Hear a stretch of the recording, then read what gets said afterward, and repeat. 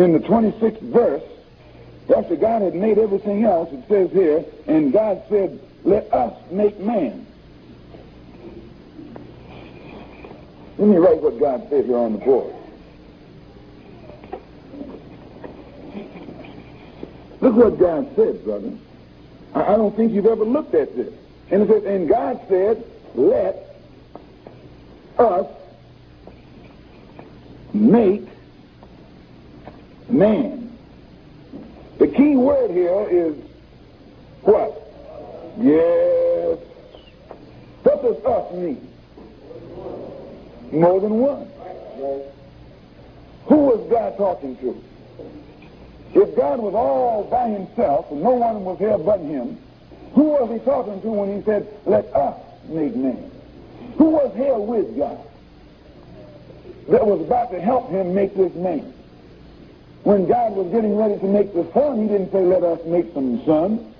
He said, let there be light.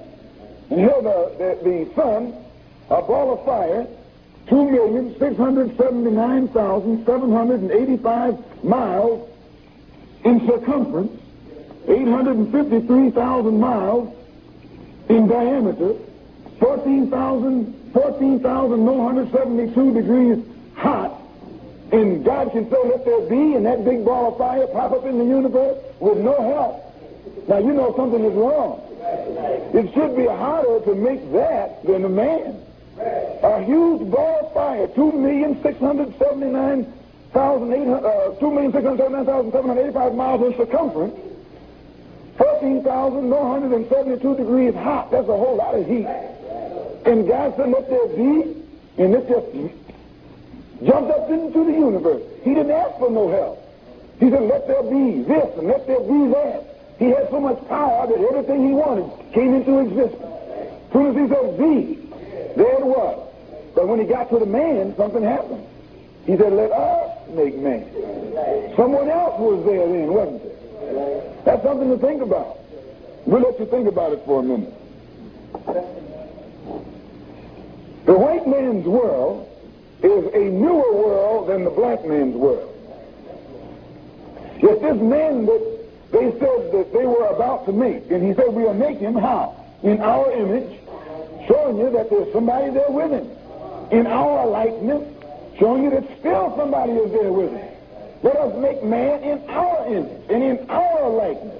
Let us make him look like us. He won't be the same as we are. He'll be our image. That's God talking, right? He's talking to somebody. You know, I'm thankful to Allah for raising up the Honorable Elijah Muhammad and making us see these things that we could never see before. The birth of the white race has always been a secret. The Honorable Elijah Muhammad says that the birth of the white race is shrouded in the story of Adam. The story of Adam hides the birth of the white race. And because you and I have never been taught to look into a thing and analyze a thing, we took the story of Adam exactly as it was and thought that God made a man named Adam 6,000 years ago. But today, the Honorable Elijah Muhammad teaches us that that man, Adam, was a white man. But before Adam was made, the black man was already here. And that's not easy. That's not hard to see. The black man always sees. The white man will even tell you that. Because he refers to Adam as the first one. He refers to the Adamites as those who came from that first one. And he refers to the pre-Adamites as those who were here before Adam. Right or wrong? Those people that were here before Adam. And he always refers to these people as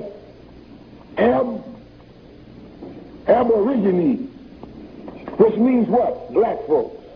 You never find a white aborigine.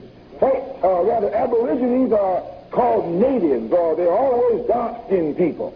You and I are aborigines, but you don't like to be called an aborigine. You want to be called an American.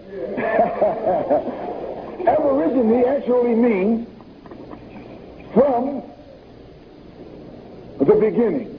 It's two Latin words. Ab meaning from, origine meaning the beginning. And aborigine is only the term applied to those dark-skinned people who have been on this earth since the beginning of the universe. Now that's going way back. You say, what you mean, since the beginning of the universe? The Honorable Elijah Muhammad teaches us that, just as we pointed out there a moment ago, the black man has been here a long time.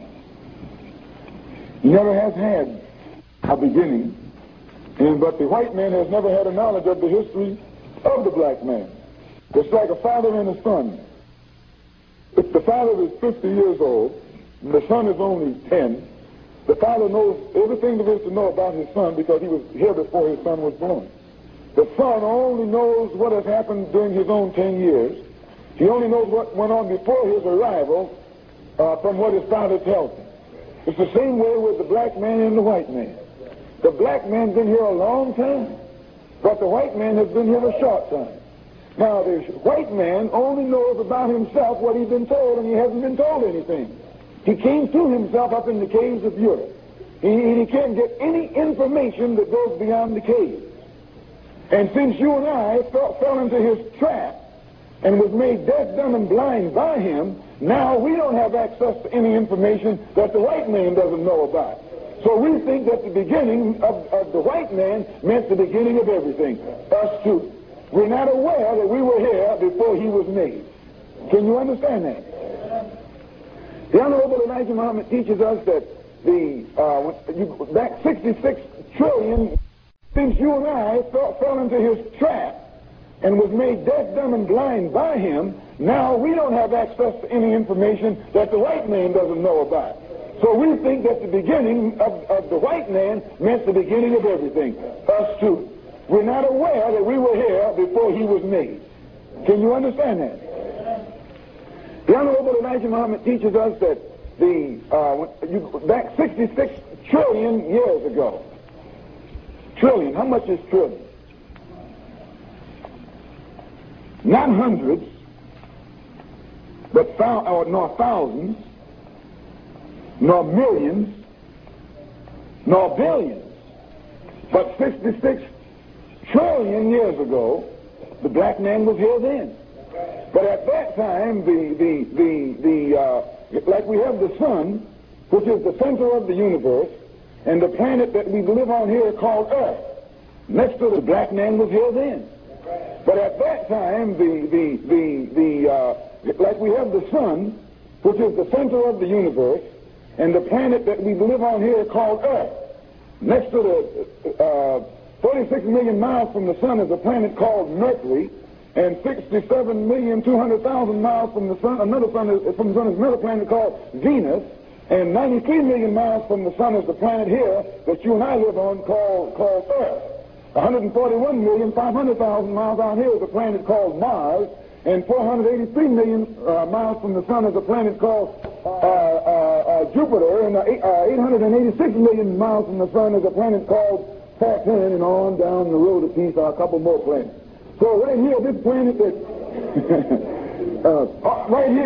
this planet that you and I live on called Earth,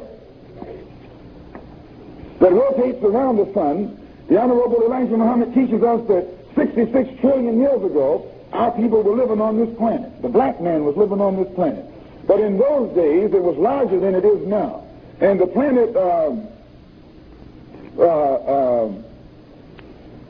Mars, that was off here beyond us, had an effect upon our planet then in the same manner that the moon affects us today. At that time, there was no moon up there. Where was the moon? The moon was down here. The moon was part of this planet. The moon and this planet were one planet. And the black man was living here then. He was a scientist. He was a wise black man. Black men have always been wise. Black men have always been the wisest being in the universe. And among these beings, black beings, there is one who is supreme. He's referred to as the supreme. So the Honorable Elijah Muhammad says that a wise black scientist 66 trillion years ago began to argue with the other scientists because there was something he wanted the people of Earth to speak a certain language. And because they wouldn't agree, he wanted to destroy